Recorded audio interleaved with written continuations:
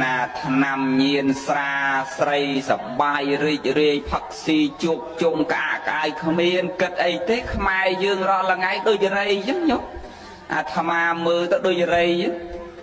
ដឹងពីរមឯងច្រៀងហើយបើចិនឯយួនដូចសមោចអញ្ចឹង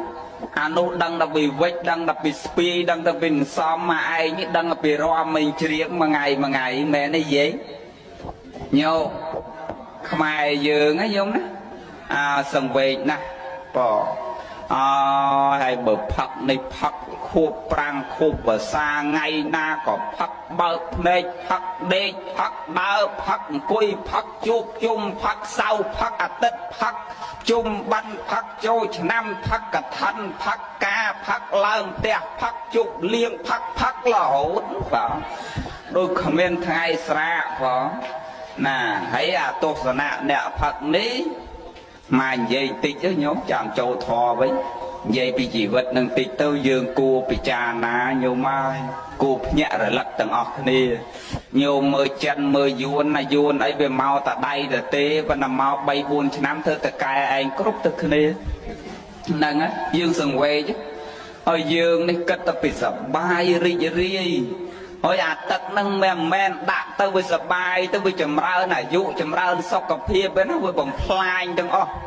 តាំងពីសុខភាពតាំងពីពេលវេលាតាំងពីទ្រព្យសម្បត្តិតាំងពីកេរ្តិ៍ឈ្មោះកិត្តិយសវាទៅទាំងអស់នឹងនិយាយបាទហើយទស្សនៈអ្នកផឹកនេះផឹកដើម្បីរងចាំរង្វាន់ធំ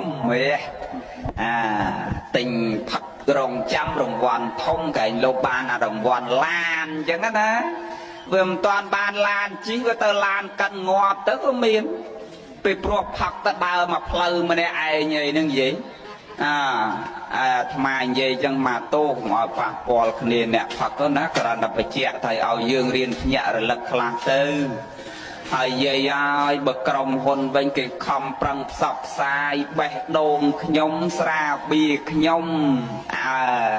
ល្អណាស់ឮតែបោះខ្ញុំនឹងវាត្រូវហើយខ្ញុំមែនទេយាយបេះដូងខ្ញុំស្រាបៀខ្ញុំប្រទេសជាតិខ្ញុំទាំងអស់ណា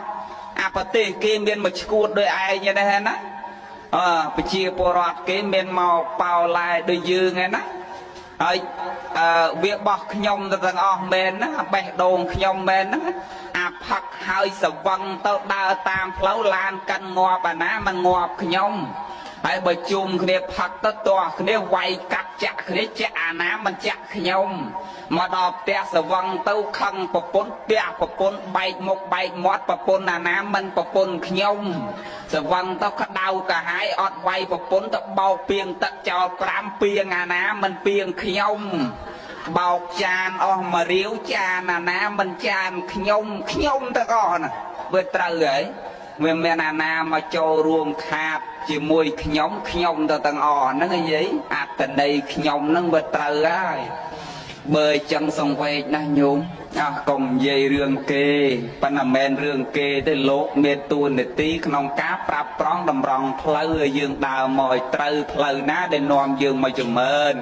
ផ្លូវណាដែលនាំយើងទៅសុខអាត្មាចិត្តតែឆ្លៀតមួយម៉ាត់ទៅបើយើងចង់បានសេចក្តីសុខនោះវានៅទាំងខ្លួនយើងឯងឲ្យតែដំណើរជីវិតយើងប្រព្រឹត្តទៅក្នុងផ្លូវដែលត្រូវគឺយើងសុខណាមិនបាច់ទៅសុំសុខពីអ្នកណាទេទៅសុំសុខពីលោកឲ្យយាយមិនបានទេទៅសុំសុខពីព្រះក៏ឲ្យមិនបានដែរយាយវានៅទាំងខ្លួនយើងហ្នឹងបើដំណើរជីវិតឯងប្រព្រឹត្តប្រចាំថ្ងៃសត្វជាហេតុវិនិច្ឆ័យទាំងអស់ហ្នឹងឲ្យទៅរកចម្រើនណាបើអញ្ចឹងទេពុទ្ធសាសនាមិនពិបាកយល់ទេយាយព្រះបង្រៀនអំពីហេតុនិងផលហេតុផលឥឡូវមិញអាត្មាសួរថាចង់បានសេចក្តីសុខចង់បានសេចក្តីចម្រើននោះចុះត្រូវធ្វើម៉េចដើម្បីឲ្យបានសេចក្តីសុខញោមថ្ងៃហ្នឹងរៀនធម៌នាំឲ្យកើតសុខ5យ៉ាងមានអីខ្លះចាំកត់ទុកធម៌នាំឲ្យកើតសុខមាន5ព្រះសម្ដែងណាទី1ធម៌នាំឲ្យកើតសុខសុខាសទ្ធាបតិតេតាបើគ្រាន់តែស្ដាប់ហើយអត់ទៅសេទុកអត់ចាំទេសុខាសទ្ធាបតិតេតាទី